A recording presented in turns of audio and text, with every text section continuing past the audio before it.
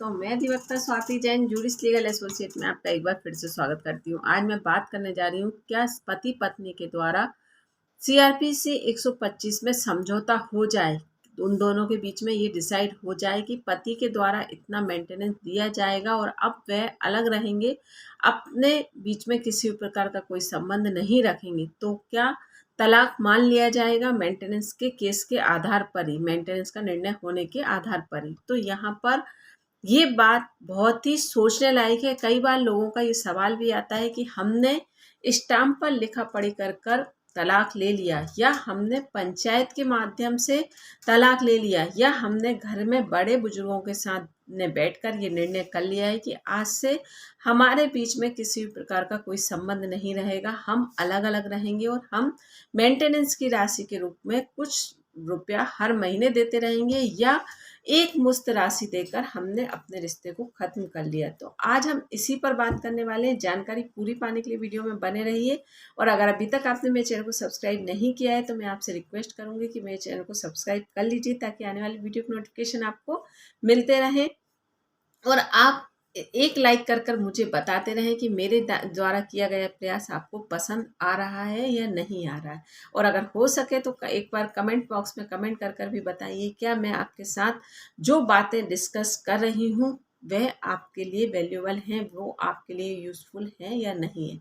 चलिए बात करती हूँ कि अगर ऐसी कोई परिस्थिति पति पत्नी के बीच में निर्मित हो जाती है तो क्या ये सही है। मैं इन सारे सवालों के जवाब इस वीडियो के माध्यम से आपको देने का प्रयास करूंगी, और फिर भी कोई डाउट लगे आपको तो आप कमेंट बॉक्स में कमेंट कर कर पूछ सकते हैं, लेकिन मैं आंसर आपका सिर्फ और सिर्फ 24 घंटे के अंदर ही दे पाऊंगी, बाद में देना पॉसिबल नहीं होगा। इसलिए अगर आपके मन में कोई सवाल आए तो आप प्लीज़ जल्दी पूछिएगा। चलिए बात करती हूँ कि ऐसा कुछ होता है तो क्या होगा। तो यहाँ पर अब आप ये समझ लीजिए कि अगर पत्नी मेंटेनेंस की केस की मांग, मेंटेनेंस की अपील लगाती है, तो यहाँ पर इस तरह से तलाक नहीं माना जाएगा। और जिस केस के मैं आपसे डिस्कस कर रही हूँ उस केस में कुछ ऐसा ही होता है। पत्नी के द्वारा सीआरपीसी 125 में मेंटेनेंस की मांग की जाती है।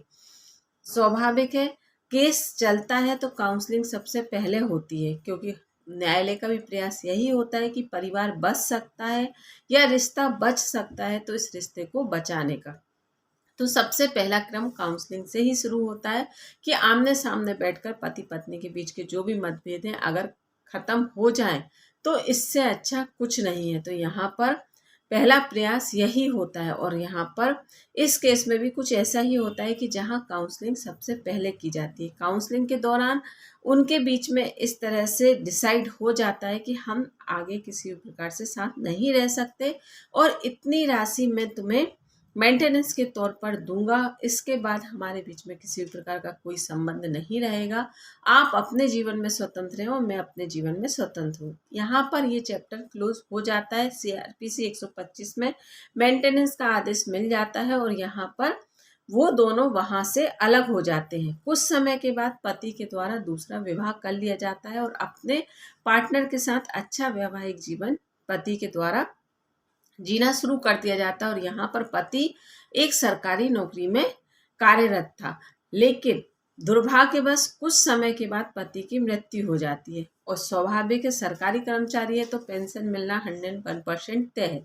तो जब पति की मृत्यु हो जाती है तो पहली पत्नी के द्वारा दावा पेश किया जाता है कि मैं विवाहिता हूँ और मुझे पेंशन लेने का अधिकार है। तो यहाँ पर दूसरी पत्नी के द्वारा सवाल उठाया जाता है कि नहीं, सीआरपीसी 125 में इन दोनों के बीच में समझौता हो गया था और आदेश भी हो गया था, लेकिन और मैं पत्नी थी और मैं इनके साथ रहती थी और पेंशन लेने की हकदार मैं हूँ। जब ये परिस्थितियाँ क्लियर होती हैं तो यहाँ पर स्पष्ट न्यायालय के द्वारा कह दिया जाता है कि नहीं, जो ये तो आपको सबको क्लियर है कि इंडिया में विवाह करना बहुत इजी है, उतना ही टफ है तलाक लेना। तो यहाँ पर जब तक न्यायालय की डिक्री नहीं मिलती, न्यायालय से आदेश नहीं दिया जाता, तब तक आपका तलाक मान्य नहीं होगा।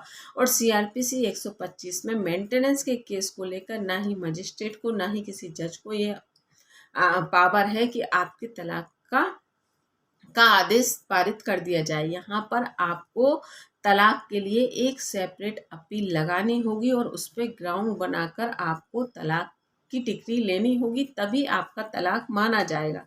तो यहाँ पर ये स्पष्ट है कि पत्नी के द्वारा मेंटेनेंस की मांग की गई थी, पति के द्वारा मेंटेनेंस दिया गया, उन्होंने उसके बाद तलाक नहीं लिया। तो यहाँ पर जो पहली पत्नी थी वही पति का मेंटेनेंस लेने की हकदार होगी, क्योंकि लीगली वाइफ वही कहलाएगी। और जो सेकंड वाइफ थी, जो उसके साथ उस समय में रह रही थी विवाह कर कर, तो भी उसका विवाह अनलीगल कहलाएगा। तो यहाँ पर अब आप इस चीज़ समझ गए होंगे कि ना ही स्टाम्प, ना ही पंचायत, ना ही कोई लिखा पढ़ी, इस किसी भी तरीके से अगर आप तलाक लेते हैं तो वह तलाक वैध नहीं कहलाएगा, वह विवाह इनलीगल ही कहलाएगा।